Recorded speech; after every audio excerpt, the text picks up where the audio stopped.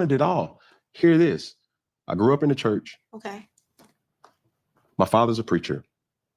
My parents have been together for 39 years. Oh, okay. So I know what right from wrong is, or what that structure looks like. I just didn't choose it. I just didn't choose right. Mm-hmm. Not to say that at the journey, as the journey was happening, I wasn't trying to make that right with my situation. Yeah. At the time. Kia, that I'm saying. Okay. So the first baby. The first baby mother. Okay. Because man, we caught like COVID in 2020. I mean, inseparable. Just rip it. Just man. That's the best way. You feel me? Like, bro, we jumped off.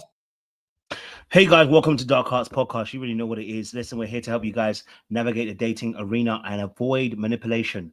Now, Cam Newton, I like him. I think he's a cool guy.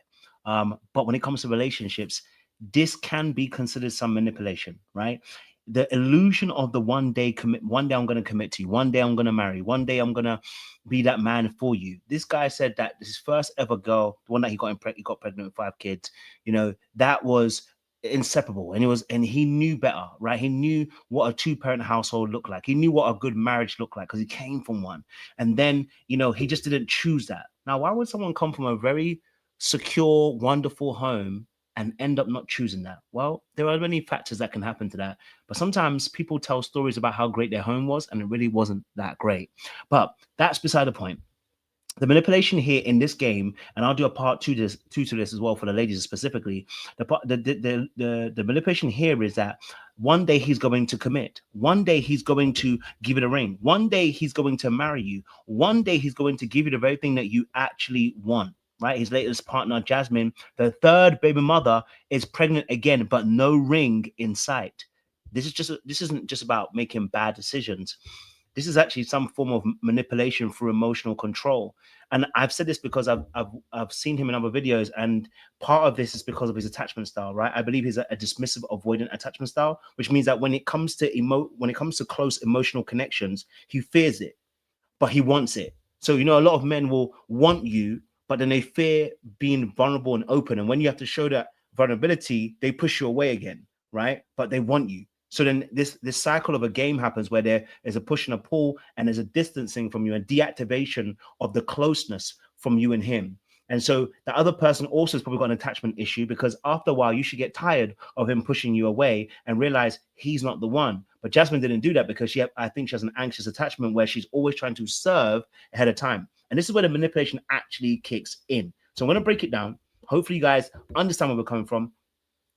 Leave a comment down below in the comment section if you understand. If you don't, always good to ask questions. Okay, I'm going to give you 5 points really quickly. Number 1 is knowledge without action equals emotional leverage. Number 2, future faking keeps women hooked. Number 3 is emotional baiting shields yourself from criticism. Control without full relational surrender is manipulation. And then multiple women equals emotional insurance, right? And, you know, so him having multiple baby mothers now means that he always has somewhere to go to.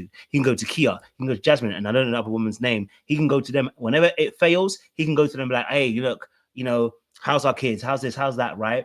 As a guy, to be like, actually, I need that emotional support because maybe I'm not getting it from somebody else. And so dealing with that level of discomfort in a relationship that comes along with you only having one person you can rely on, who you can open up to and share those things to. Sometimes people are afraid of having that reliance on somebody else.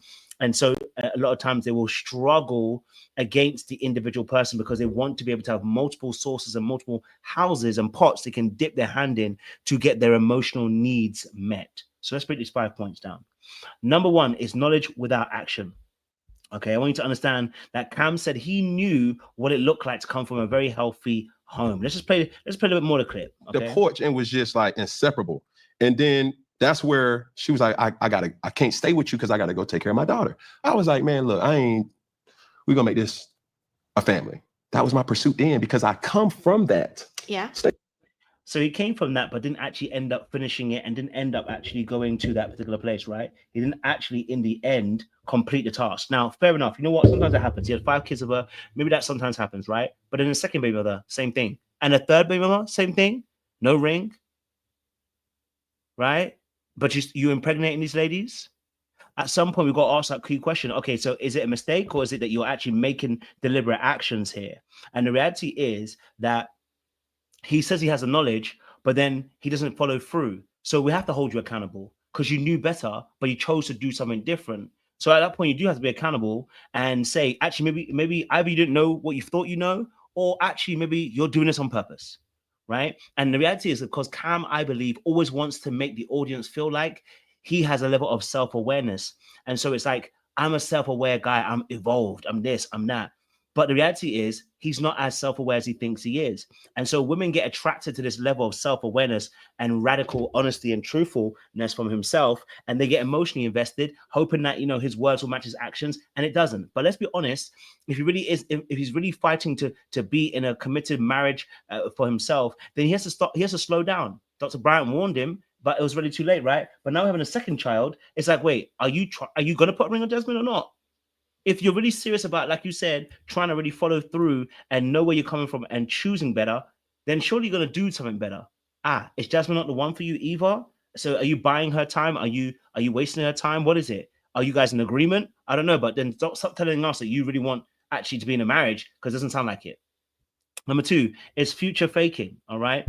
And so every woman who gets involved with him thinks that there's going to be some potential because he talks about the future, how great he is, that he takes care of his home. He's a father. He's, somebody who's self-aware. He will tell you the truth, all of these kind of things, which can end up signaling to the person like a smoke without fire that he's actually invested in trying to go towards marriage. And of course, if he's telling us that he wants to be married and he knows what it looks like, he knows what a woman looks like, he knows what a woman is, then surely he must be telling the woman the same thing. Because why is he telling us, not telling them, right? And so this long-term, one day, pushing it back, is what emotionally ties his women into a situation where they're consistently chasing as well, right? Okay. Number three is emotional baiting shields him from the criticism. Okay. So when you publicly acknowledge, and a part of this, what I said about accountability, when you're being accountable, just because you are transparent about your accountability doesn't mean there isn't consequences, which is the unfortunate thing, but it's the truthful thing, and it's going to happen. There are going to be some consequences to it. So not always when you're accountable and being transparent about that, can that actually eradicate the consequences. For instance, he's got 3 baby mothers right now, right? He's got 3 baby mothers. The consequences hasn't gone. Like, he has to deal with that. You know what I mean? Like, he can't run away from that particular aspect.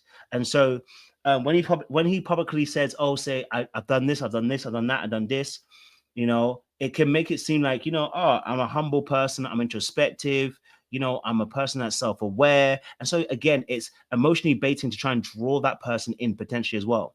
And this buys him the sympathy from people. The people want to say, okay, no, he's trying his best, he's trying to do better, look how he's speaking about his relationships, and he's growing, all that kind of stuff, and yet he keeps doing the same thing. So we're talking about accountability, yet we're not seeing the actions of change or growth in that space. So women will end up doing something they shouldn't really be doing, and this is on them as well.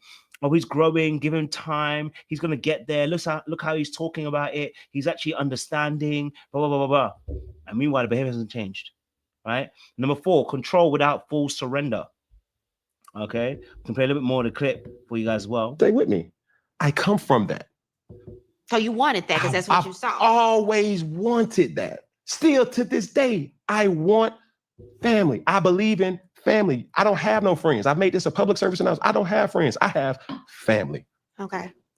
Straight up. And if my daddy got your number, you're no longer a friend to me. Your family. Your family. Yeah. Because even with that, that's the most influential man in my life. That's the most influential person in my life. So if he gives the hat tip to, then that's my gatekeeper. It's interesting because he came from a particular household where the parents were married, and he saw a very healthy marriage, yet he hasn't offered that same thing to any of these 3 ladies. But look, the number 4 point is control without relational surrendering. So what that means is that because you don't give yourself fully emotionally to a person, it allows you to control the pace, it allows you to control the structure, it allows you to control the depth, it allows you to control the conversations, it allows you to control the relationship in a way where you're not giving up your autonomy, but the other person is sinking deeper into the relationship because you know that you're not falling in. you know that as a person's getting deeper, you're not trying to go any deeper. You're staying on the outskirts, but you're not letting the other person know. And so it gives you a relational control over that, over the process and over the person as well. You know, marriage would require him to show up. Marriage would require him to be surrendered to the process, surrendered to the person. Marriage would require him to be vulnerable and exposed. It would require him to, measure up to a level of success, which would include maintaining the household, but as well as the marriage. And if he failed at marriage, we then get to hold him accountable again. And so to avoid that, and to avoid that disappointment or disappointing people, there's an area of manipulation that goes, I'll keep pushing it off, but yet, you know, I've seen that greatly done in my household and how wonderful it was, yet we're not trying to pursue it. And so point number 5 is the last point. Having multiple women allows you to have emotional insurance policies. What it means in the sense of, I remember I used to have, we used to talk about how you could date several girls at once, right? But all that did was make you realize you want to take a little bit out of every pot and trying to make this perfect person. It doesn't exist.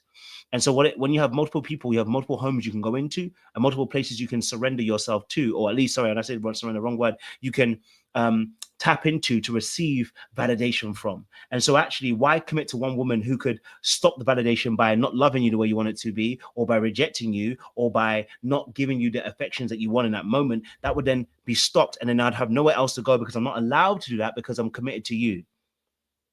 That's the emotional insurance policy. And so if one relationship fails, he can go to another place. But in this instance, if he's committed, he can't go to another place. And that is the trap. Okay. So he still has access to these women, especially the mothers of his kids, because they have kids together. That's the bogus play. That's the manipulation I'm talking about. And until Cam Newton is willing to accept that, listen, there are areas of work that he needs to look at in terms of his commitment, that he's afraid of commitment, he gonna keep doing this to other women too. And there'll be another one very soon, probably. Well, but you know, that's a story for another day in Balamori. I appreciate you guys. We'll see you again very, very soon.